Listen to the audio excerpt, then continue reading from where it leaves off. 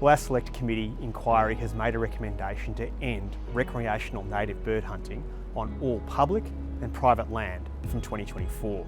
And this is going to bring Victoria into line with many other jurisdictions in Australia. Over the last 5 months, we've gathered considerable evidence of environmental concern, particularly the long-term decline of native bird populations in Victoria, and there's an even worse outlook due to climate change. Wounding and death rates of threatened bird species are unacceptably high, regardless of whether it's accidental or intentional. Effective enforcement by regulators, such as the Game Management Authority, is near impossible due to the large and remote areas where native bird hunting happens.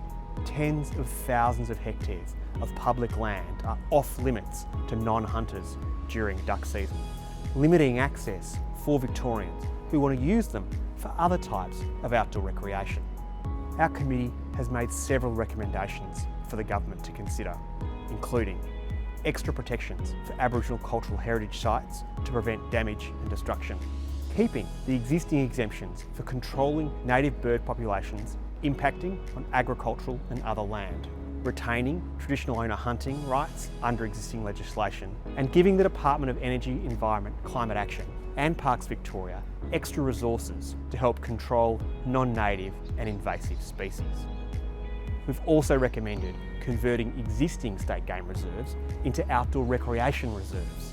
And with the right investment and infrastructure, these spaces could be open to all Victorians for camping, boating and other activities all year round. We all recognise the deep and passionate feelings about this issue.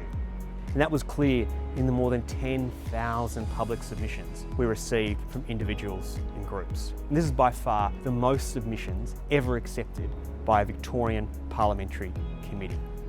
So I want to thank you, and thank you to the dozens of witnesses, including academics, hunters, animal welfare experts, unions, regulators and enforcement agencies, and government authorities, who appeared at 28 separate sessions across 6 days of public hearings.